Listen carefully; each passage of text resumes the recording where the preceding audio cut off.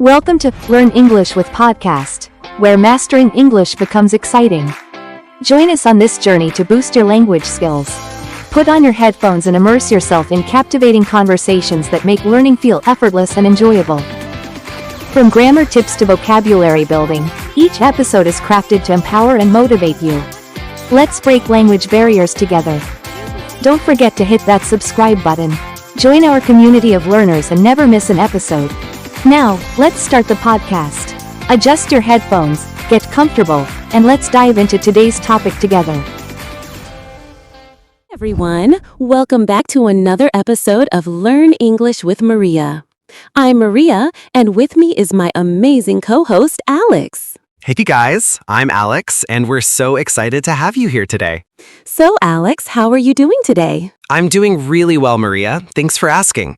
It's been a busy week, but I'm really looking forward to today's topic. It's something a lot of our listeners struggle with. Absolutely. Today, we're talking about people who want to learn English, but find themselves stuck in that lazy zone.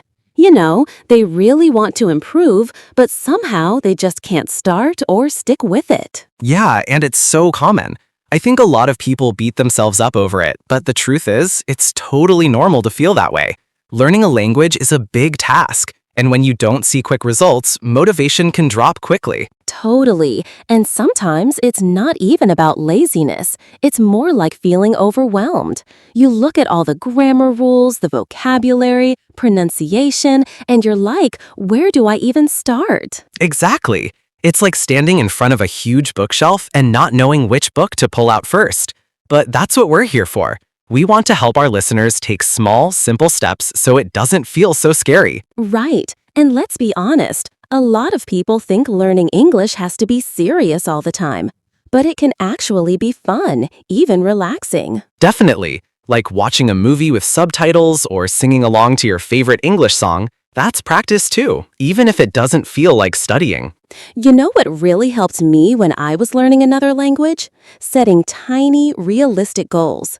Like instead of saying, I'll study English for 2 hours, just say, I'll learn 5 new words today. That's such a good point.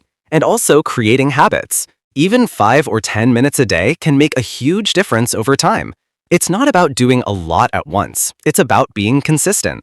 And speaking of habits, talking to yourself in English is one of the best tricks ever. Like when you're walking around the house, just narrate what you're doing. I'm making tea. Now I'm sitting down.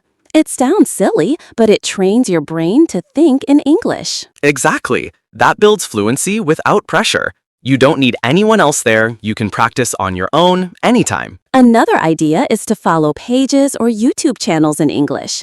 Even if you're scrolling through Instagram or TikTok, you're still being exposed to the language. That's true. And if you're already watching videos or listening to music, just switch some of it to English. Make it fun. Don't force yourself to study something you hate. Enjoy it. Also, I think people need to stop being so afraid of making mistakes. Nobody speaks perfectly, not even native speakers. And honestly, the more mistakes you make, the more you learn. Yeah, mistakes are actually good. They mean you're trying. If you're too scared to speak because you're afraid of messing up, you'll never improve. Exactly. We need to normalize mistakes in language learning. Like laugh at them, learn from them, move on. Another important thing is your mindset. If you tell yourself, I'm lazy, I can't learn, then you're building that belief. But if you say, I'm improving a little every day, your brain starts to believe it. Yes, positive self-talk really works. You have to be your own coach. Cheer yourself on. Every single word you learn or sentence you understand is progress. And progress adds up fast. Think about it. If you learn just one new phrase every day, that's 365 new phrases in a year. That's huge. That's like learning a whole new way of communicating. And it all starts with showing up and doing something small today. So if you're listening right now and you've been feeling lazy or stuck, this is your sign to take action.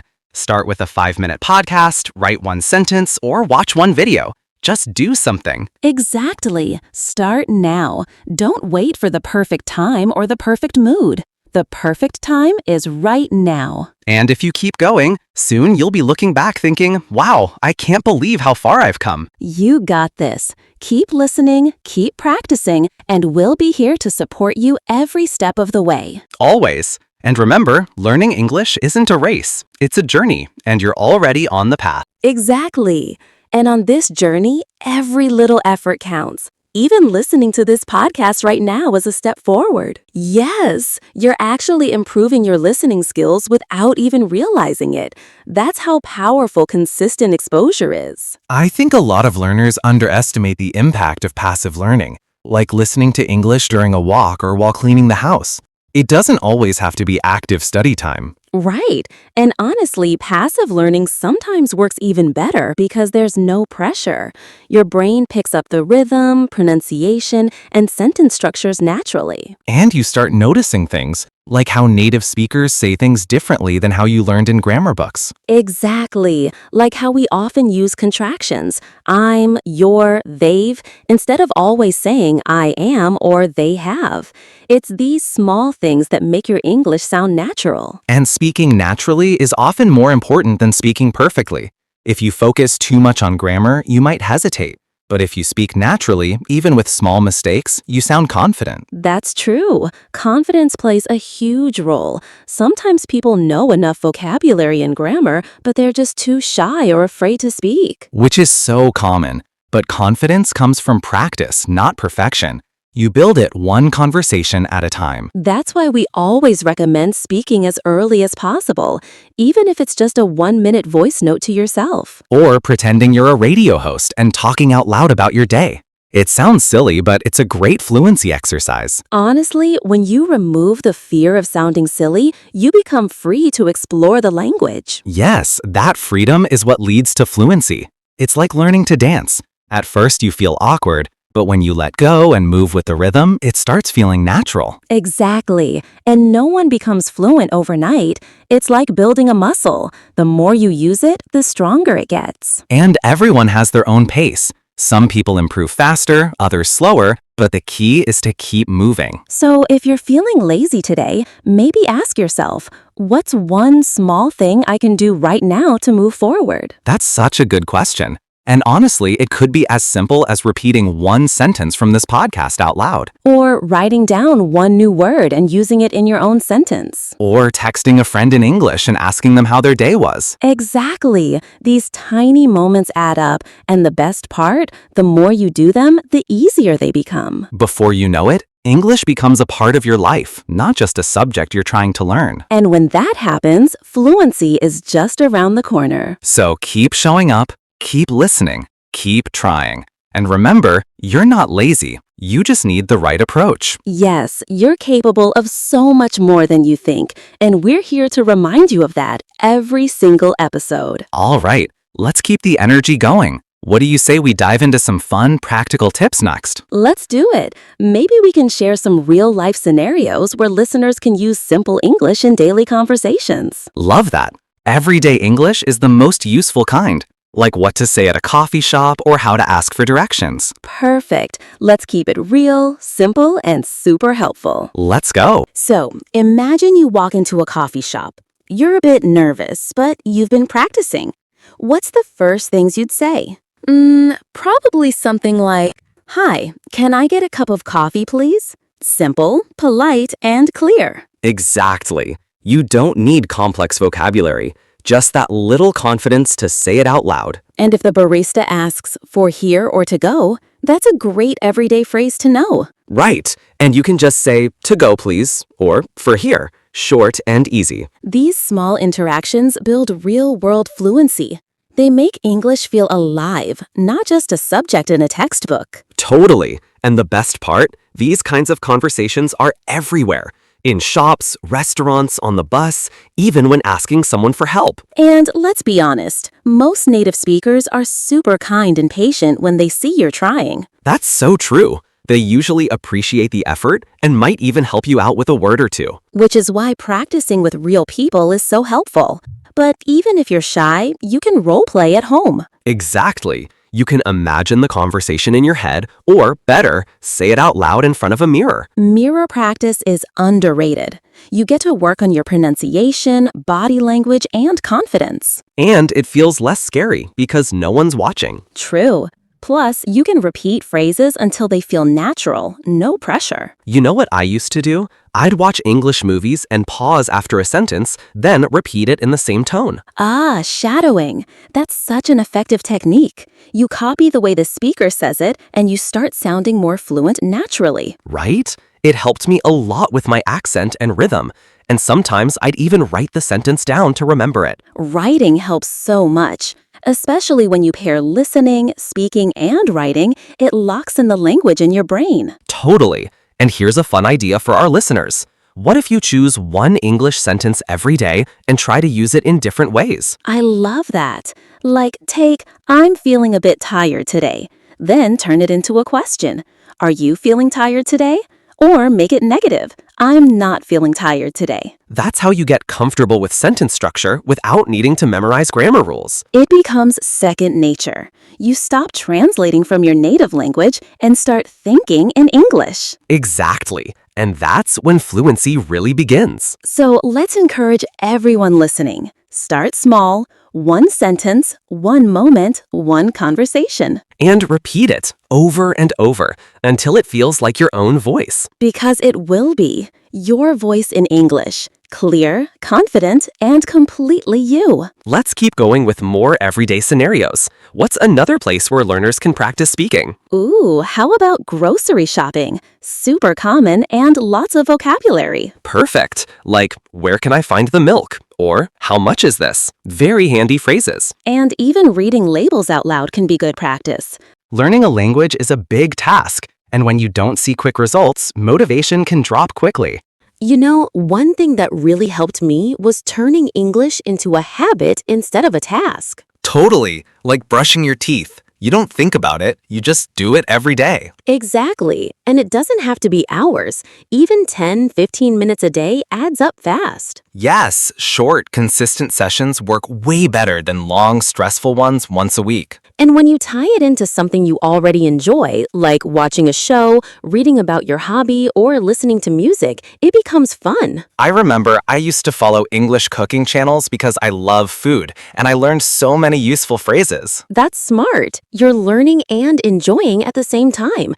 And when you're interested, you remember more. That's the secret. Make English part of your lifestyle, not just your study time. Exactly. And don't worry about being perfect. Mistakes are part of the process. Actually, they're a sign you're trying. No one learns without making them. I used to be afraid of speaking because I didn't want to mess up. But then I realized people don't care as much as I thought. Right? They're usually impressed you're speaking a second language at all. Yes, and it makes you brave. Like, the courage to try is already a win. Let's talk about that. Mindset.